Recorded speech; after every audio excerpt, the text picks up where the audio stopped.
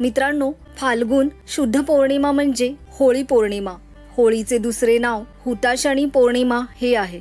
फाल्गुन महिन्याच्या पौर्णिमेला होळी हा सण साजरा केला जातो. या सणाविषयी विविध कथा जोडलेल्या आहेत. होळी दहनामध्ये परंपरा आणि शास्त्र हे दोन्ही दृष्टिकोन आहेत. होळी हा रंगांचा सण. या दिवशी सर्व लोक आपले जुने राग रोष विसरून एकमेकांना रंग गुलाल लावतात. लहान मुले व तरुणांमध्ये होळीबद्दल अतिशय उत्सुकता असते.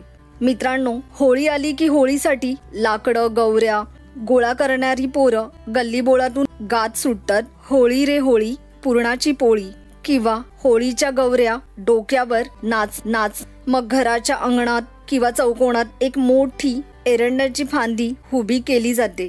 त्याच्या भोवती लाकडं गौऱ्या रचतात. संध्याकाळी मुहूर्त पाहून होळी पेटवतात. सवाष्णी मुलं मुली मोठी माणसं सर्वजण या होळीची पूजा करतात. होळीला पुरणपोळीचा नैवेद्य दाखवतात. हे जुने आहे, कालबाह्य आहे, अमंगल आहे, या सर्वांना होळीत दहन करायचे. नव्याचा चांगल्याचा उदात्तेचा स्वीकार करायचा हाच होळीचा खरा संदेश आहे.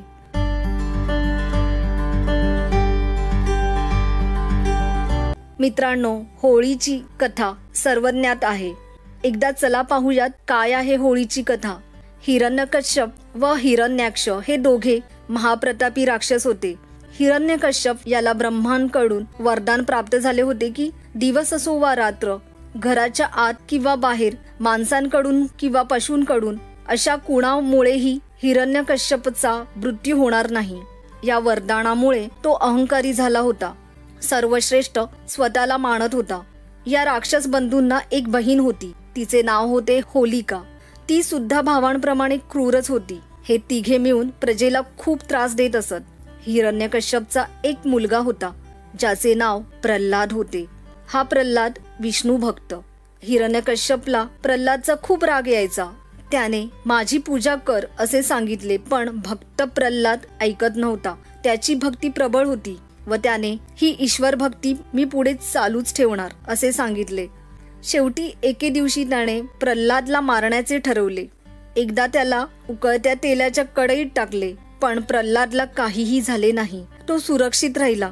शेवटी हिरण्यकश्यपने एकदा बहीण होलिका हिला बोलावून योजना केली. होलिकेला वरदान होते की अग्नी तिला जाळू शकणार नाही. हिरण्यकश्यपने तिला प्रल्हादला मांडीवर घेऊन चितेवर बसण्यास सांगितले व नंतर आम्ही चिता पेटवून देऊ असे सांगितले. त्याप्रमाणे अग्नी पेटला. पण आश्चर्य असे घडले की प्रल्हाद जिवंत राहिला व होलिका जळून गेली, आगीत भस्म झाली. ही घटना फाल्गुन पौर्णिमेला घडली. म्हणून या दिवशी सर्वत्र होळ्या पेटवल्या जातात. त्या दिवशी नंतर त्रस्त झालेल्या प्रजेने आपला आनंद व्यक्त केला. तेव्हापासून या पौर्णिमेस भारतभर सर्वत्र होळी साजरी केली जाते. अशा प्रकारे वाईट गोष्टींवर चांगल्या गोष्टींचा विजय, सत्याचा विजय या गोष्टीतून सहज कळते.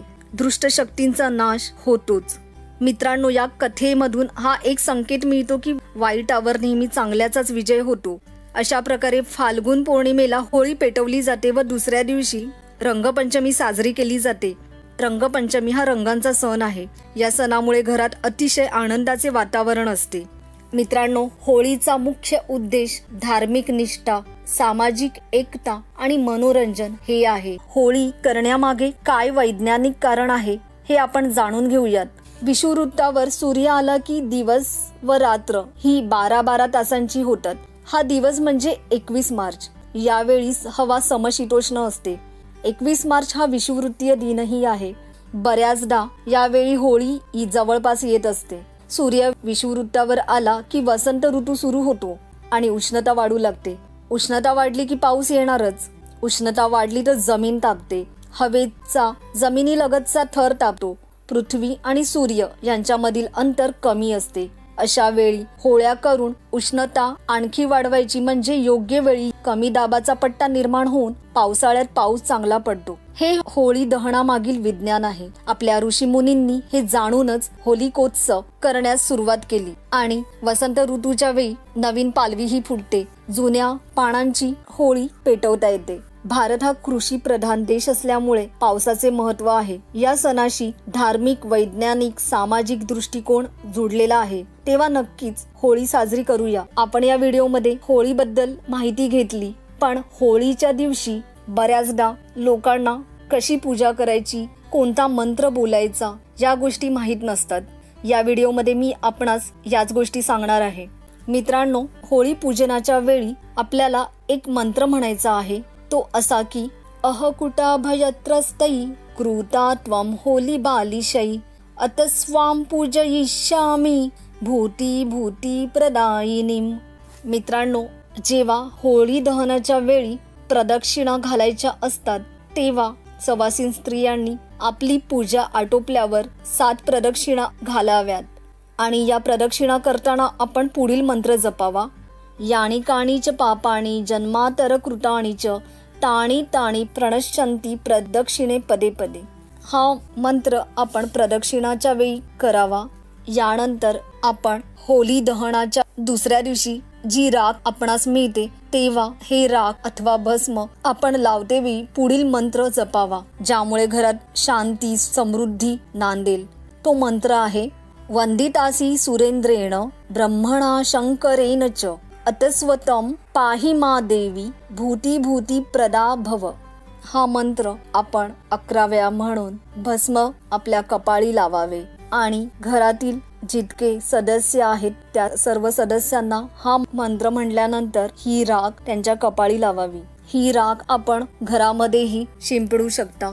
घरामध्येही आपण जागोजागी ही राख पसरवावी, जेणेकरून घरातील नकारात्मक शक्तींचा, दुष्ट प्रवृत्तींचा नाश होईल आणि आपल्याला सकारात्मकता दिसून येईल.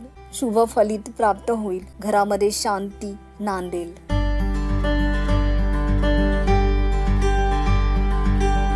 मित्रांनो, होळीच्या दिवशी आपण दुर्गा सप्तशतीचा पाठ करू शकता. ब्राह्मणांना तूप साखरेचे भोजन देऊ शकता. त्यानंतर होळीच्या दिवसापासून हनुमानाचे बजरंग बाणचा पाठ आपण सुरुवात करून पुढे कंटिन्यू करू शकता. मित्रांनो, होळीच्या दिवशी करावयाचे उपाय हा माझा व्हिडिओ आपल्याला चॅनलला पाहायला मिळेल. तेव्हा नक्की या व्हिडिओ प्रमाणे दिलेले उपाय उपासना करा आणि आपले अनुभव आम्हाला नक्की कळवा. माझे हे उपाय अगदी साधे सोपे आहेत व ज्याची प्रचितीही आहे. मित्रांनो, वास्तुदी परिवाराकडून आपल्या सर्वांना होळीच्या हार्दिक शुभेच्छा. मित्रांनो, आपल्याला आमचा व्हिडिओ आवडला असेल तर नक्की लाईक करा, शेअर करा आणि चॅनलला नवीन असाल तर सबस्क्राईब करायला विसरू नका. धन्यवाद.